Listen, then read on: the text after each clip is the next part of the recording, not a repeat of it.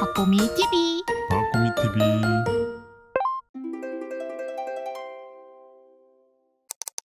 자, 다음은 미국의 배당주를 넣어놓은 월배당 ETF들입니다. 이거는 아주 심플하게 나오겠죠? 슈드 같은 거 아니에요? 그쵸. 방금 전에는 온갖 커버드콜, 나스닥 되게 다양하게 나왔다면 여기에서는 딱 이게 완전히 여기를 장식하고 있겠죠. 우리나라에 상장되어 있는 것 중에서 슈드 그리고 플러스 여기다가 뭐 붙이겠어요 이제? 커버드 콜. 그렇죠. 커버드콜 붙입니다. 예전에 배웠었습니다. 이걸 커버드콜 왜 붙이죠? 이것만 가지고는 서운할 수 있기 때문에. 이거 왜 서운한가? 이거는 기본적으로 배당 성장? 고배당이 아니에요. 배당 성장의 포커스를 담고 있습니다. 배당 성장이라는 것의 포인트는 당연히 지금 낮고 앞으로 더 올라갈 친구를 사야 배당 성장이 되는 거잖아요. 그래서 지금은 낮다라고 했습니다. 대략 3% 중반대 정도 나왔었죠. 그러니까 여기에 커브드콜 플러스 알파가 붙여줘야 우리가 좋아할 만한, 개인 투자자들이 좋아할 만한 ETF들이 만들어졌었고, 그러다 보니까 이거를 월배당까지 붙여버리면 그야말로 개인들의 천국인 그런 ETF가 만들어지는 거죠. 다 붙어 있는 겁니다. 짠! 보이죠? 읽어볼게요. 타이거 미국 배당 플러스 7% 프리미엄 다우존스. 와, 이거 이름만 딱 들어가야겠다. 타이거 미래셋 자산운용. 미국 배당. 미국의 배당주. 근데 이거 약간 이름이 뒤에랑 섞였는데요. 그죠. 미국 배당 다우존스. 미국 다우존스의 배당주. 그쵸. 그게 슈드죠. 슈드에다가 뭘 붙여놓은 거예요? 7%의 커버드 콜. 네, 연 7%니까 연 7%만큼 플러스가 더 나올 수 있도록 커버드 콜을 사가지고 담겠다라는 거예요. 오, 정직하게 나왔네요? 높게 나왔죠? 슈드가 보통 한 3% 주니까 거기에 7% 얹어놓은 거잖아요. 10% 잘 나왔네요. 밑에 9천억, 5천억. 이게 미국의 배당주에 대한 인기를 우리가 알 수 있어요. 근데 그게 또 월배당 상품이 되게 많으니까 개인들의 천국이라고 제가 얘기했잖아요. 봐요. 이거 다 개인일걸요? 그 다음 볼게요. 에이스 미국 500 15% 프리미엄 분배 합성. 에이스 한 투에서 미국 500 이게 S&P 500일까요? S&P 500 같아요. S&P 500을 닫는데 거기에 15%만큼 프리미엄을 얻을 수 있도록 콜 매도를 좀 많이 하겠다라는 거고요. 그걸 통째로 합성하겠다. 미국에서는 이거 잘하고 있으니까 라고 봤을 때 10% 나왔네요. S&P 500만 닿으면 2% 정도일 텐데 거기에 이게 붙어가지고 절충된 게 이 정도 나왔네요. 다음은 에이스 글로벌 인컴 탑 10 셀렉티브. 이건 좀 어렵네요. 4점짜리 문제입니다. 에이스 한 투. 글로벌 인컴 탑 10. 배당 많이 주는 10개? 그쵸. 글로벌 해봤자 다 미국 있죠 보통. 미국에 있는 자산들 ETF들 중에서 ETF를 담고 있는 ETF예요. 인컴을 많이 주는 10개를 탑 10으로 잡은 거예요. 인컴을 많이 주는 ETF 진짜 많거든요 미국에. 그럼 그 중에 어떻게 10개만 뽑냐. 그 10개 뽑는 주체가 있어야 될 거 아니에요. 보통 여기에 액티브 붙이면 그냥 끝나겠죠. 에이스에서 고르면 되니까. 근데 그게 아니라 솔렉티브가 붙었어요. 이거 지수 만드는 회사거든요. 독일에서. 지수 만드는 여기 회사가 그런 걸 잘 하더라. 거기서 희한하게 그 많은 것들 중에 배당 많이 주는 상위 10개를 잘 고르더라. 그래서 그걸 에이스가 담아와서 주겠다. ETF를 담고 있는 ETF인데 그 ETF 안에 ETF의 내용물을 고르는 지수의 주체는 솔렉티브인 겁니다. 그럼 글로벌 인컴 자산이라고 한다면 글로벌 리츠들, 글로벌 배당주들, 글로벌 커버드 콜 이런 게 다 인컴이에요. 그러면 여기 안에는 아마 열어보면 다양할 겁니다. 리츠도 있고 배당주도 있고 커버드 콜도 많을 겁니다. 그거 10개 골라 담아 놓은 게 요게 되고 이제 7.8 정도의 수익률을 보여주는 거죠. 그러면 인컴 주는 자산들 중에서도 굳이 전략 배분을 하는 이유는 뭐 하나가 망가질 수 있기 때문인 거예요. 이거는 안정적인 투자예요. 자산 배분? 전략 배분이라는 게 정확히 맞아요. 자산이라는 거, 인컴 자산이라는 거 한 가지이지만 그 안에 배당주, 리츠, 커버드 콜 이런 것들을 계속 안에서 비중 조절을 해주는 게 전략 배분의 관점이라고 볼 수 있는데 이거는 배당 높게 나오잖아요. 나오면서도 배당주가 무너진다거나 슈드가 되게 못한다거나 커버드 콜 프리미엄이 값이 되게 낮아진다거나 이런 것으로부터 약간 자유로울 수 있어요. 되게 보수적으로. 받쳐주는? 네, 이거 되게 좋은 거예요. 이런 거 보면. 다음은 타이거 미국 배당 플러스 3% 프리미엄 다우존스입니다. 이름 똑같죠 위에 거랑. 이거는 타이거 미국 배당 다우존스라는 슈드 투자하는데 거기에 3% 정도만 얹습니다 라는 건 투자자분께서 넣어주신 돈 대부분은 슈드를 삽니다. 이 3%면 되게 1년에 6% 정도 만들어줄 정도로 콜 매도를 조금만 하겠습니다 라는 얘기입니다. 슈드를 훨씬 좋아하고 많이 담고 싶을 때 사는 거가 되겠죠. 오, 정직하게 나왔네. 예. 이름대로 잘 해주고 있는 거예요 이런 거. 슈드에다 플러스 3%도 얹어줬네요. 그러면 위에 거 딱 봐요. 위에 거 10%, 밑에 거 6% 정직하게 나왔잖아요. 그러면 이거 두 개 중에 우리가 고를 때는 슈드를 많이 담고 싶다면 밑에 거, 콜매도를 더 많이 하고 싶다면 위에 거인 거예요. 다음은 코덱스 미국 배당 프리미엄 액티브. 이제 이름만 보면 우리 진짜 많은 걸 알 수 있죠. 이게 6.39 정도의 높은 수익률을 보여줬고요. 다음은 이렇게 해치가 하나 붙어 있으니까 에이스와 타이거와 소울이 K-슈드라는 이름으로 엄청난 경쟁이 있었습니다. 그래서 여기 보면 우리가 진짜 복 받은 거예요. 와, 대박이다. 얼마나 낮은 줄 알겠죠? 슈드도 이거보다 훨씬 높아요. 전 세계에서 제일 싸게 슈드를 살 수 있는 나라가 우리나라예요. 가격이 녹아있진 않아요? 슈드를 사기 위해서 또는 복제하기 위해서 이런저런 기타 비용이 들어가는 거는 있죠. 이것보다 실제로 올라가게 되고 그 기타 비용 같은 경우에는 큰 운용사가 뭐 싸게 잘 사올 수 있는 그런 유리한 점들도 반영이 돼요. 하지만 어쨌든 결국 운용의 묘는 여기 총보수에다 녹일 수는 없는 거잖아요. 어찌 보면 그런 것들이 다 적용된 최근의 수익률을 보면 이런 게 우리가 알 수 있게 되죠. 근데 여기서 간과하면 안 되는 것은요. 지금은 우리의 본체 가격은 빼놓고 보고 있잖아요. 그러니까 분배율만 보고 비교하면 안 되고 본체의 움직임까지 같이 비교해가지고 이렇게 완전히 똑같은 것이 있을 때는 본체의 수익률 더하기 분배금의 수익률 합해서 계산을 해줘야 돼요. 그러면 달라질 수 있어요. 전 지금 그거 비교 안 하고 단순히 다 가지고 왔기 때문에 비교를 해야 되는 거예요. 봐봐요. 예를 들면 에이스가 본체가 조금 더 빠졌다면 더 수익이 낮은 걸 수도 있다는 의미입니다. 근데 미국 배당 다우존스 지수가 여기 운용사 자체적으로 하나하나 다 담아서 하는 거 아닌 거 아니에요? 하나하나 다 담아서요. 아, 진짜? 네. 왜냐하면 뒤에 합성이 붙은 것도 아니고 지수 이름도 붙어 있지도 않잖아요. 이거는 슈드의 벤치마크를 가지고 와서 직접 운용합니다. 근데 이 수익률이 차이가 있을 수가 있어요? 분배금을 내줄 때마다 미묘한 운용의 차이에 따라서 분배금이 달라져요. 저마다 조금씩 달라요. 그게 누적이 되어서 다른 결과로 나타날 수 있다는 거죠. 그러니까 그대로 가지고 오는 게 아니다 보니까 기초지수는 똑같음에도 불구하고 결과는 조금씩 달라집니다. 근데 이 결과가 저는 한편으로 또 이렇게 생각해요.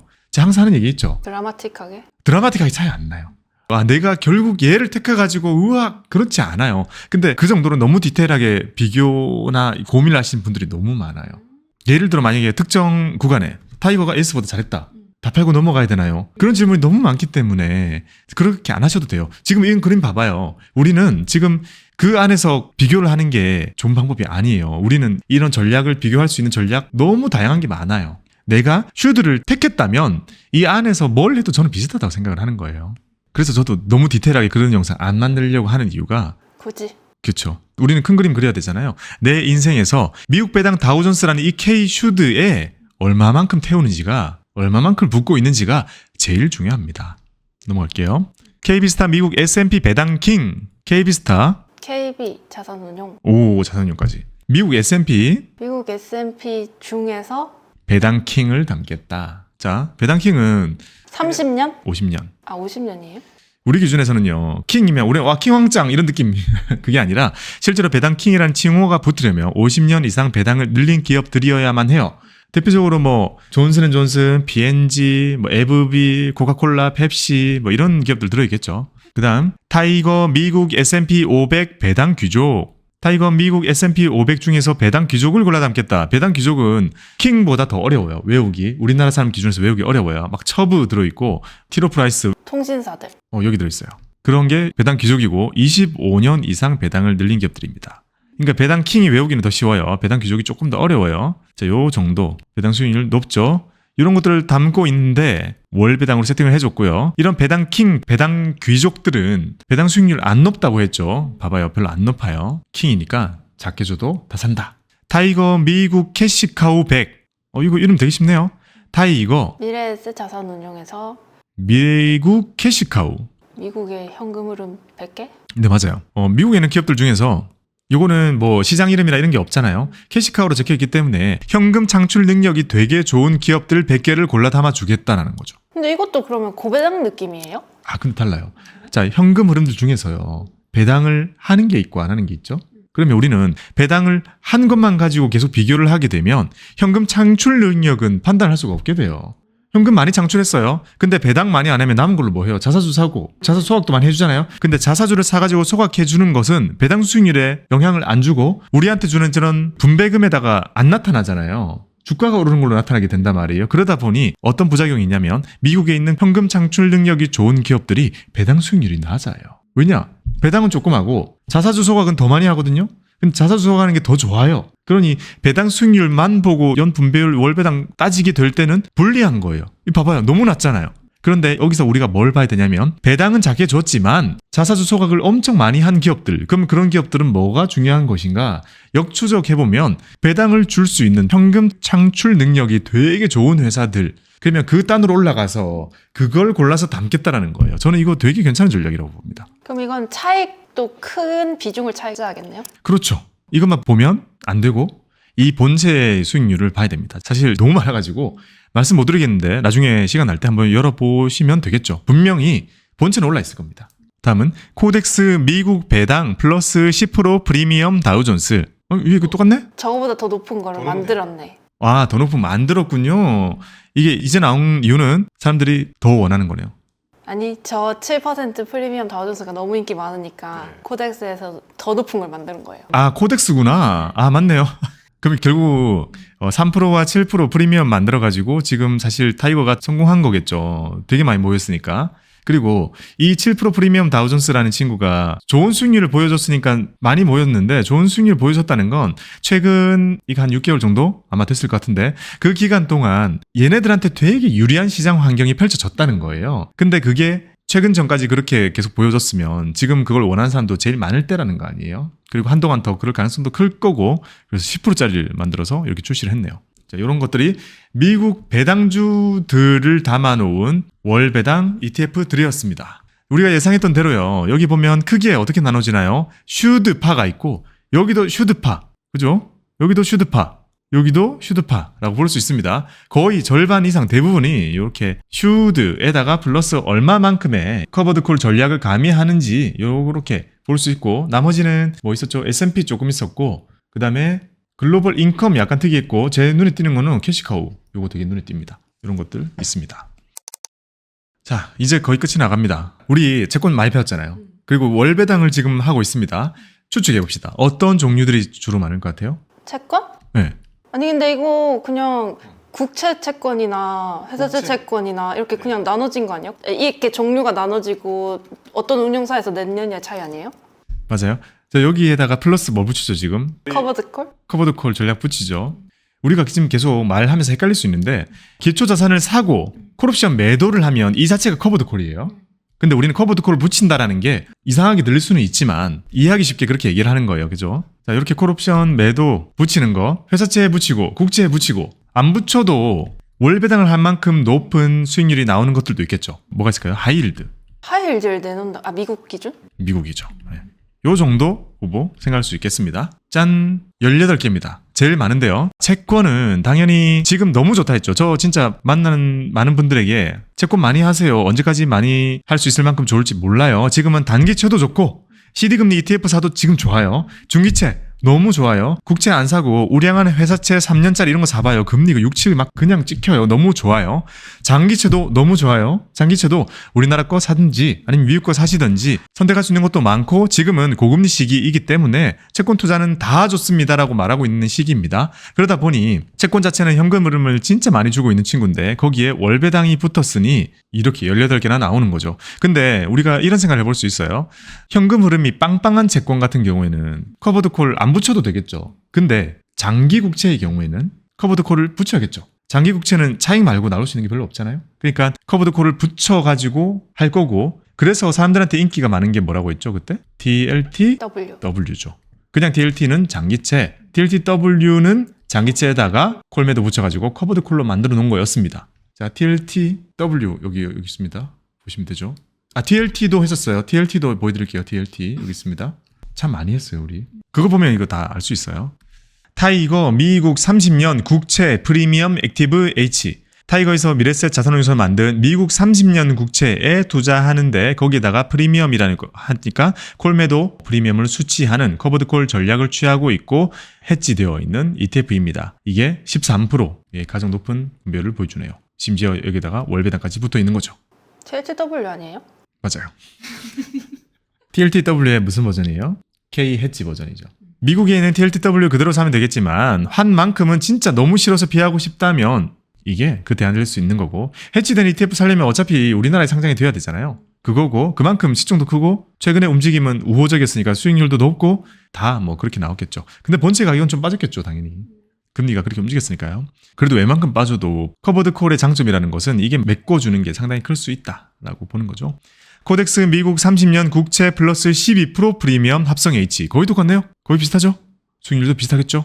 타이거와 코덱스, 시장의 양대 산맥에 걸맞게 미국 30년 국채 해지로 담고 있는 게 이렇게 비슷한 수익률을 보여주고 있습니다. 다음은 솔 미국 30년 국채 커버드 콜. 비슷하겠는데요? 똑같네요? 근데 해지는 안 돼 있어요. 그래도 수익률은 좋군요. 코덱스 아이시어 미국 하이힐드 액티브. 하이힐드 나왔습니다. 자, 하이힐드. 근데 미국에서 하이힐드면은 어느 정도예요? 우리의 BBB? 우리 BBB는 전혀 아니고 우리 기준으로 몇 단계 올려드릴게요. 우리 기준으로 A급. 미국에서는 하이힐드로 분류가 돼요. 등급 차이가 이렇게 난다고 했습니다. 미국에서 평가하는 BBB는 옛날에 현대차 BBB였어요. LG전자 BBB였어요. 포스코도 BBB인 적이 있었을 거예요. 우량 해도 미국 같은 시장에서 높은 신용등급을 받기는 어렵거든요. 그 말인즉슨 미국의 트리플 B 플러스 이런 친구들은 엄청 우량한 게 많아요. 그러니까 그런 게 예를 들면 100개 있으면 한 개도 아마 안 깨질 정도로 되게 우량하단 말이에요. 그러니 미국의 하이힐드를 다 모아가지고 ETF를 만들면 괜찮은 상품이 나오는 거죠. 그렇게 미국 시장에 상장되어 있는 아이시어스라고 하면 블랙록이잖아요. 블랙록에서 만들어 놓은 미국 시장에 있는 하이힐드 채권들을 모아 놓은 ETF가 있거든요. 그거를 그냥 그대로 가지고 온 ETF라고 보시면 됩니다. 그게 USHY라는 ETF가 있습니다. USHY. 그 하이힐드 투자에 대해서 우리나라에서는 진짜 인기 많이 없잖아요. 그래서 미국 것도 그렇게 많이 안 하는 분위기, 개인 투자자들이. 미국에서는 근데 많이 할 거예요, 아마. 그게 지금 이 정도의 수익률을 보여주고 있어요. 다음은 에이스 미국 하이힐드 액티브 H입니다. 이것도 마찬가지일 거예요. 미국 하이힐드니까 미국 하이힐드 시장은 사실 우리나라의 전문가가 그렇게 많이 있기 힘들어요. 그러니까 미국에서 담아놓은 것들을 간접적으로 담고 오는 그런 ETF일 겁니다. 아마 해지된 걸로 가지고 왔네요. 이것도 비슷한 수익률을 보여주겠죠? 하이힐드 전체 시장의 수익률을 보여주는 것일 테니까요. 그 다음은 KB스타 금융채 액티브. 은행채? 금융채는 은행채와 은행채 아닌 비은행 금융채로 나뉩니다. 은행에서 발행된 거는 그냥 은행채예요. 그거 말고 비은행 금융채는 금융회사들인데 은행이 아닌 곳에서 찍어내는 것들. 캐피탈, 카드사, 증권사 그런 곳에서 찍어내는 것들은 전부 비은행 금융채로 분류가 되는데 그 시장을 저는 되게 좋아합니다. 예를 들어 은행이 찍어내는 은행채는 무조건 좋잖아요. 우리 딱 들어도 우리나라 은행 얼마나 튼튼합니까? 그러니까 은행채는 좋아요. 근데 비은행 금융채 중에서도 그 은행의 지주의 계열사인 금융사들이 찍어내는 채권들이 많거든요. 그거 안정성도 높고 신용도도 높은데 수익률도 좋아요. 근데 우리가 선별하기는 약간 어려워요. 그러니 이런 거는 되게 좋은 대안이 될 수 있죠. 카드채 이런 거 고르기 은근히 어렵잖아요. 왜냐면 카드사라는 게 우리한테 가깝긴 하지만 카드사들의 규모나 건전성은 우리가 알기 좀 어렵잖아요. 그런 게 선별되어 있고 섞여 있기 때문에 이런 거는 되게 괜찮은 투자가 될 수 있을 것 같습니다. 생각보다 수익률이 좀 낮은데 그 이유는 모르겠네요. 좀 높아지겠죠? 다음은 타이거 미국 투자 등급 회사채 액티브 H. 타이거에서 만드는 건데 미국의 투자 등급이라고 하는 거는 인베스트먼트 그레이드라고 해서 투자 적합한 기업? 네. 그러니까 회사채 중에 하이힐드와 인베스트먼트 그레이드를 딱 나누는 기준 위에 것만 담는 거죠. 하이힐드가 아닌 것들? 네. 그 위에 있는 것들입니다. 그거를 해지해서 담고 지금 4.64 정도 나오고 있네요. 여기에는 우리가 진짜 들으면 알만한 미국의 진짜 큰 기업들의 채권이 들어있습니다. 엄청 튼튼한 거네요. 네. 미국의 투자 적격이니까 탄탄 기업이겠는데요? 그렇죠. 근데 그거를 만약에 미국에 있는 ETF를 그대로 담아오는 거라면 우리가 자세히 볼 수는 없을 거고 한번 열어볼게요. 비슷한 채권이 여러 가지가 있네요. 근데 나머지는 월배당이 아닌 거겠죠. 그러니까 안 나오는 겁니다. 월배당인 것 중에 LQD라고 하는 ETF가 있어요. 인베스트먼트 그레이드 등급에 있는 채권들을 모아놓은 LQD라는 게 있거든요. 채권 ETF 중에 전 세계 제일 유명한 거는 BND예요. 본드 같잖아요. BND. 제일 유명한 건데 우리가 채권을 다 살 수는 없잖아요. 그래서 이렇게 기억하면 좀 편해요. 본드라는 ETF는 채권 시장 다 모아놓은 거라면 여기서 딱 나눠가지고 야 적격 등급에 있는 것만 사. LQD. 하이힐드를 사. 그래야 수익률이 높지. USHY. 다 낯설죠. 좀. 이 중에 BAC, 시스코, FB, HSBC, JP모건 이런 기업들의 채권이 담겨 있는 게 요겁니다. 주식도 우리가 들어봤는데 채권이 담겨 있어요. 오타 났네요. KB스타 25-11 회사채 2A- 이상 액티브 만기 매칭형 ETF 중에서도 월배당 ETF가 있다는 걸 처음 알았어요. 만매 ETF는 제가 아주 좋다고 말씀을 드렸었고 그리고 그 만기가 있잖아요. 근데 그 전까지 월배당으로 준다는 거잖아요, 지금. 자, KB스타에서 만들어가지고요. 2025년 11월입니다. 그러면 대략적으로 1년 반 안 남았죠. 1년 반 정도 남은 회사채들을 담는데 2A- 이상 등급의 회사채들만 담아요. 왜냐하면 2A- 이상부터 극도로 부도율이 내려갑니다. 극도로 탄탄해진다는 거죠. 이게 아마 과거 한 17년 정도 동안 부도율 0입니다. 그런 것들을 골라 담아놓은 우량한 회사채를 담아놓은 만기 매칭형 ETF인데 월배당을 해주는 친구가 있었어요. 그게 한 4.6 정도로 해가지고 월배당을 해주고 있습니다. 괜찮네요. 만기도 심지어 정해져 있어가지고 원금도 찾고 싶은데 그때까지는 월배당을 받고 싶다면 수요가 있을 수 있겠죠. KB스타 미국 30년 국채 커버드 콜 합성. 요거는 위에서 봤던 거랑 비슷하네요. DLTW죠. 에이스 미국 30년 국채 액티브 H 이것도 나온 지 좀 됐나 보네요. 낮게 잡히고 있습니다. 다음은 코덱스 아이시어스 미국 투자 등급 회사채 액티브. 코덱스 삼성에서 만드는데 아이시어스 블랙록에서 만들어 놓은 ETF들을 가지고 오는 거 있죠. 미국의 투자 등급 회사채 액티브. 일단 잘 봐요. 여기 안에는 LQD 하나만 들어 있습니다. 하나만 들어 있는데 그걸 사면 되지라는 생각을 계속 한다면 우리는 역으로 이런 생각을 해봐야 돼요. 국내 상장 주식이잖아요. 얘를 사서 수익이 났을 때의 세금을 없앨 수 있는 방법이 우린 너무 많아요. 절세 계좌? 네. 미국의 LQD 돈 엄청 벌어도 다 가세돼 버리잖아요. 나중에. 공제 조금 해주고. 근데 그게 누구한테는 되게 불리할 수 있단 말이에요. 왜냐? 자산이 진짜 큰 게 아니라면 대부분의 경우에는 절세 계좌를 이용하는 것이 유리하기 때문이죠. 그러면 이게 만들어진 이유는 이거예요. LQD 사고 싶은데 연금 계좌를 사고 싶어요. ISA 사고 싶어요. 만들어주세요. 그것만 담은 거여도 됩니다. 보수 붙여가지고 만들어준 거죠. 밑에는 코덱스 아이시어스 미국 인플레이션 국채 액티브. 인플레이션이라고 적혀 있는 것은 물가채를 말하는 거겠죠. 미국의 물가채, 인플레이션 올라가는 만큼 그 채권 가격이 오르는 팁스라고 부르는 게 있습니다. 트레저리 인플레이션 프로텍티드 시큐리티라는 것이 있어요. 팁스. 우리나라 말로 하면 보통 물가채. 물가 많이 오르고 있으니까 물가채에 대한 수요가 많잖아요. 근데 팁스를 살려면 또 미국 건너가야 되거든요. 그러니까 팁스만 담아주세요 라고 하는 게 또 나와 있는 거죠. 이렇게. 보수 딱 보니까 비슷하게 나와 있는 거겠죠. 팁스를 원하시는 분들은 이렇게 사셔도 됩니다. 금액이 크지 않다면 절세 계좌를 이용해서. 특이한 게 많네요. 이거 다 월배당이네. 에이스 미국 30년 국채 액티브. 바로 알겠죠, 이거는? KB스타 중기 우량채, 여기서 말하는 중기 우량 회사채. 국내 안 적혀 있고 미국 안 적혀 있으면 국내 거라고 보시면 돼요. 중기라고 하는 것은 3년에서 5년을 말합니다. 우리나라에서 거래되고 있는 우량한 기업들의 회사채를 사는데 3년에서 5년 정도 만기를 보고 사서 담아주겠다라는 겁니다. 3.65인데 요거는 조금 낮게 잡힌 것 같은데 올라가려나 봅니다. 우량채는 그보다 올라가겠죠. 타이거 글로벌 멀티에셋 TIF 액티브. 타이거 글로벌 멀티에셋. 멀티에셋이 뭐죠? 다양한 자산 배분을 한다는 건데 채권에서 다양한 자산 배분을 한다고요? TIF가 뭔데요? 오, 좋은 질문입니다. TIF 뭐랑 비슷하게 생겼어요? 우리 제일 많이 보는 TF. 어디서 사용하는데요? 우리가 연금 준비할 때 많이 삽니다. 연금 준비할 때? 저도 알아요? 들으면 아 이렇게 할 겁니다. 자, 하나 둘 셋 TDF. 아, 그러면 데이트가 아니고 뭐죠? 자, TIF. 이거 반대되는 개념이에요? 뭐 세트 같은 개념을 보시면 돼요. 자, 타겟 데이트 펀드잖아요. 데이트는 언제죠? 은퇴. TIF는 타겟 인컴 펀드예요. 인컴이 언제 필요하냐? 은퇴 후. 자, TDF는 은퇴 전, TIF는 은퇴 후입니다. 그러면 TIF는 은퇴 후잖아요. 여기는 아까 제가 맨 처음에 설명드렸던 것처럼 내가 가지고 있는 자산군 중에서 수익이 많이 나는 건 중요하지 않아요. 그 중에서 내가 매달 인출을 하기 위해서 남아있는 자산들을 전체의 성격을 현금 흐름을 만들어주는 그런 인컴형 자산들로 싹 바꾼다고 했잖아요. 바꿔놓은 게 TIF입니다. 그럼 얘도 비중이 달라져요? 시간이 지날수록? 네. 어쨌든 중요한 건 비중 달라지긴 하지만 전혀 중요하지 않아요. TDF는 비중 달라지는 게 그냥 가장 중요한 요소잖아요. 근데 은퇴 이후에는 사실 그게 비중 그렇게 많이 달라질 거는 사실 없잖아요. 하지만 은퇴를 기준으로 정말 크게 달라지는 점은 이 안에 들어있는 자산들의 비중 구성이 인컴형 자산으로 싹 바뀐다는 거예요. 그리고 그 인컴형 자산들이라는 것은 멀티 에셋이라는 말로 우리가 나타낼 수 있어요. 멀티 에셋. 인컴형 자산들인데 다양한 걸 담겠다. 아까 앞에서 보여드렸던 거 비슷해요. 배당주 담고 리츠 담고 커버드콜 담고 이렇게 현금 흐름 주는 그 친구들 다 모아서 담겠다. 왜냐? 은퇴 이후에 현금 흐름은 계속 나와야 되는데 특정 자산에 쏠려가지고 빠지는 것은 막아줘야 되니까. 되게 피곤한 거예요 이거. 예를 들면 배당주 7% 주고 리츠 7% 주면 나누는 게 의미 없잖아요. 우리 지금 입장에서는. 근데 나누는 걸 연습하고 제가 시키는 이유는 궁극적으로 우리가 먼 훗날에 TIF까지 염두에 두는 그런 전략들인 거죠. 뭐 들었는지 보겠습니다. TIF 액티브. HYG가 들어있습니다. HYG는 하일드 채권, USHY보다 아마 더 유명할 텐데 이게 US 하일드라는 뜻이잖아요. 하이힐드 그레이드겠죠. HYG. 이것도 하이힐드 ETF입니다. 요거랑 시니어론, 그러니까 선순위 채권의 ETF, 그 다음에 CB도 있고 이머징 마켓의 채권들도 들어있습니다.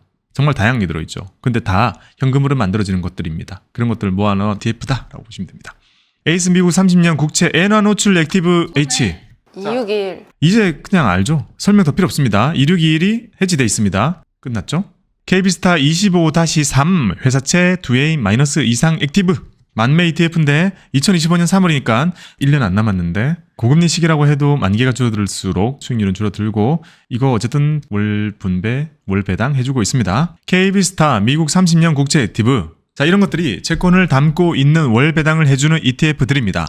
진짜 크게 보면 어떻게 정리할 수 있겠어요? 미국 30년, 미국 30년, 미국 30년, 미국 30년, 그리고 미국 30년, 미국 30년, 미국 30년, 미국 30년.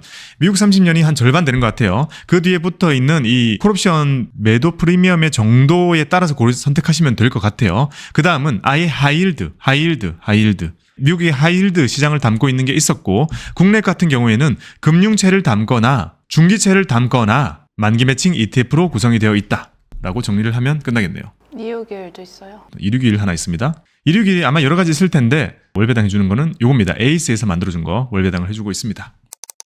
자, 진짜 마지막입니다. 이제 리츠를 담고 있는 월배당 ETF 보겠습니다. 자, 리츠를 담고 있다면 당연히 국내 리츠를 담고 있는 거랑 미국 리츠를 담고 있는 거랑 나눠질 거예요. 국내 리츠는 수익률이 높아요. 미국 리츠는 수익률은 낮지만 종류가 많아요. 역사가 오래됐고 안정적인 면들, 그리고 선택의 폭이 넓다, 이런 것들이 차이점이 되겠죠. 한번 결과 바로 볼게요. 짠, 이렇게 되어 있습니다. R이랑 K리츠 FN. 자, FN은 지수를 만들어준 FN 가이드, 그 회사 이름 붙여놓은 거예요.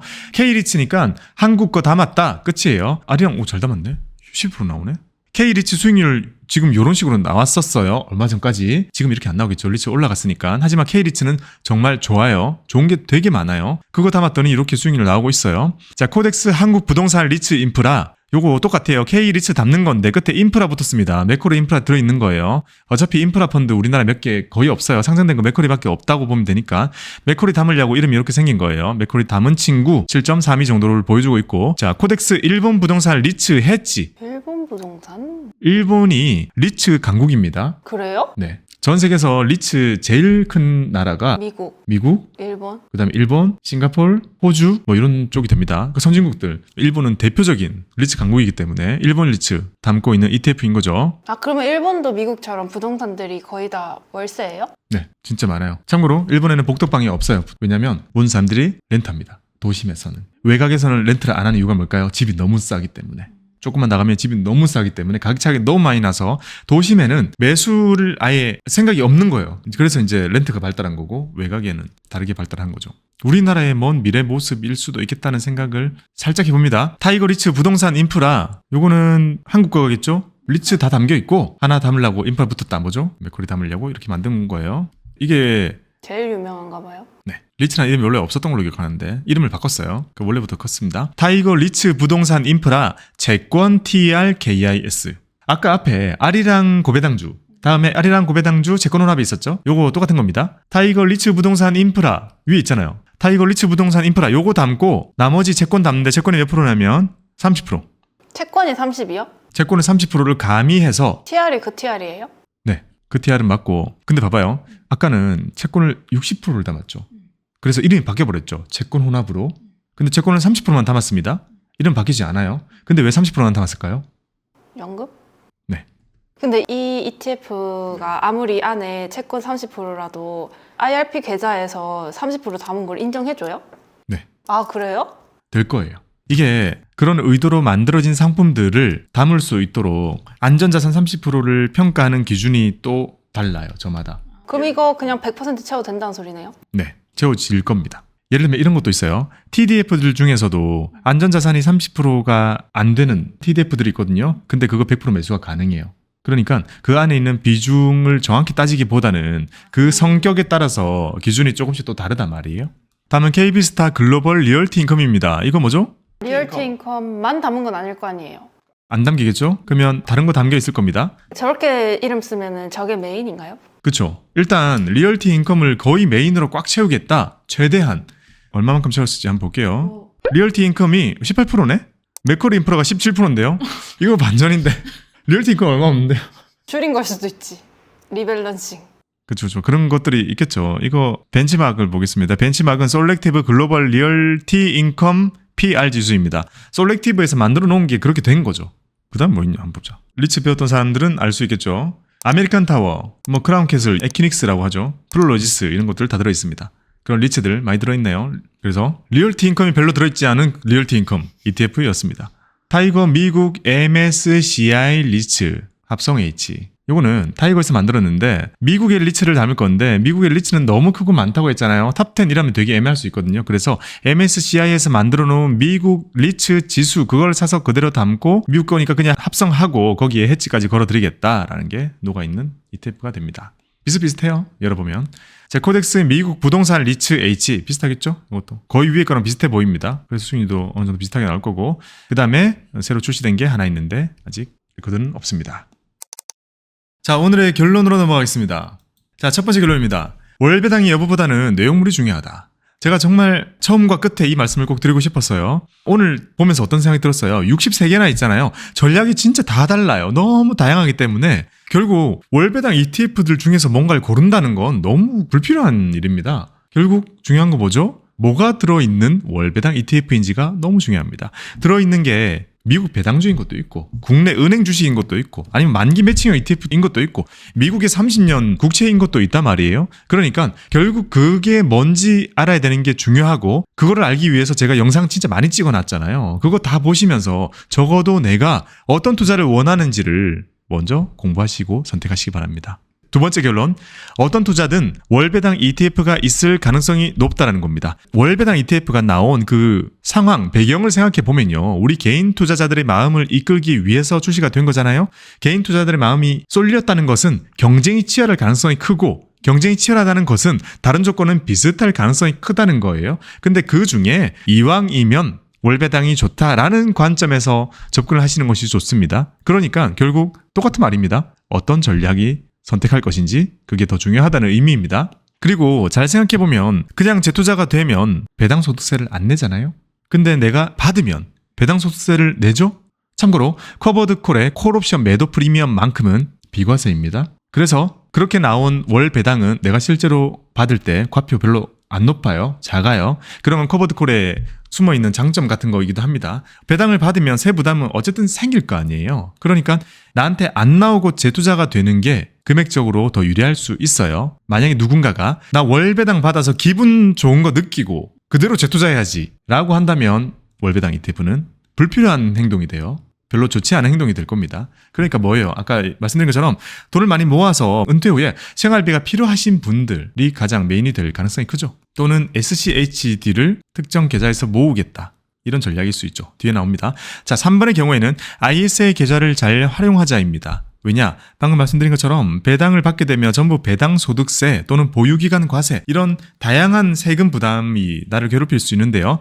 이런 것들은 전부 ISA 계좌에서 이용하게 되면 3년에 한 번, 5년에 한 번 이렇게 깨줄 때 혜택을 그대로 받을 수 있기 때문에 ISA 계좌가 이렇게 배당 많이 받는 그런 자산들이랑 궁합이 되게 좋습니다. 4번 연금저축과 IRP도 마찬가지입니다. 근데 이걸 잘 활용하자고 말씀을 드린 이유는 슈드를 계속 모으겠다라고 한다면 연금저축이 좋겠죠? 왜냐? 재투자 계속 해줘야 될 거고 받을 때마다 배당소득세 거의 그대로 과세야 되는 자산들이잖아요. 커버드콜이 아니니까 그런 것들은 연금저축이 잘 맞을 거고요. IRP랑 잘 어울린 자산들도 보시다시피 있었죠. 안전자산의 역할을 어느 정도 채워놓은 그런 ETF들도 있기 때문에 좀 더 심플하게 포트 구성을 하고자 하시는 분들한테는 이런 게 도움이 많이 될 겁니다. 자, 5번입니다. 진짜 제가 항상 강조드리는 결론. 많이 모아야 중요합니다. 주식 투자에 있어서 수익률은 그렇게 중요하지 않아요. 수익금이 중요합니다. 우리가 주식 투자나 이런 자산 배분, 금융 투자를 할 때 너무 수익률에 포커스를 맞추는 경향이 있어요. 부동산을 볼 때 우리가 수익금을 얘기하잖아요. 이 아파트 5억에 사는데 6억 됐네? 수익률은 높지 않단 말이에요. 근데 금액으로 얘기하는 이유는 우리가 많이 사고 안정적인 수익률을 추구했기 때문이잖아요. 금융투자에서도 그게 너무 중요하고 꼭 그렇게 해야 돼요. 우리의 말은 이제 배당 수익률이 13% 나왔어 이야 기뻐하면서 그냥 1,000만 원 들어있는 그런 거를 안 해야 되고 실제로는 1억 원을 모았는데 배당 수익률은 5%밖에 내가 추구를 하지 않았지만 500만 원이라는 큰 돈을 받게 되는구나. 이렇게 수익금으로 얘기하는 것이 되어야 된다는 거죠. 오늘 보여드렸던 것 중에서도 커버드 콜 붙어 있고 이런 것들은 사실 시장을 좀 많이 타고 미래는 그렇게 못 받게 될 만한 것들이 많이 몇 개 보여요. 저런 것들은 연금 형태로 쭉 사지 못할 거예요. 하지만 그게 아니라 배당 성장이라든지 아니면 배당주를 많이 모아놓은 ETF라든지 그렇게 주식 만들어 있는 것, 그런 것들 같은 경우에는 10년, 20년 모으는 전략도 가능할 거예요. 그런 것들로 연금저축, RRP 열심히 활용해가지고 많이 모아서 진짜 나중에 월급만큼 월배당이 나오는 때까지 모으는 것이 중요합니다. 수익률보다 수익금이 훨씬 중요합니다. 자, 이렇게 우리나라에 상장되어 있는 63개의 월배당 ETF들을 전부 다 짧게나마 다 설명을 드렸습니다. 짧았어요? 63개가 많아서 그랬지 짧게 넘어간 것들도 있었어요. 최근에 많이 출시가 되면서 살짝 저도 정리를 해야 되겠다는 필요성을 좀 느꼈고, 물으시는 분들도 많고 배당을 좋아하시는 분들이 정말 많다는 걸 알고 있기 때문에 정리를 한번 해야 될 필요성을 느꼈었습니다. 오늘 소감 어떤가요? 63개 월배당 ETF를 본 소감은요? 근데 이거 알기 전에는 감도 안 왔는데 이렇게 쭉 공부를 한 셈이잖아요. 근데 본인의 투자 성향을 안다 싶으면 이제 한눈에 보이는 거죠. 내가 어떤 걸 선택하면 되겠군, 이런 거. 유익했어요. 네. 어떤 종류들이 주로 월배당으로 잘 있더라라고 하는 좀 막연한 기억이 남았을 거예요. 그러면 나중에 찾아보는 용도로 이 영상을 쓰시면 될 겁니다. 더 나와도 못하겠어요. 60세 80개 된다고 해서 뭐 더 찍을 수 있겠어요? 그 뒤에는 이렇게 여러분들이 정리해서 더 해주시면 충분히 기본은 다 깔리지 않았나 생각을 해봅니다. 오늘 영상 마음에 드셨기를 이렇게 기대를 해보고요. 배당 진짜 많이 모으시는 우리 구독자분들의 성공 투자를 기원합니다. 감사합니다. 박보미 TV 박고미 TV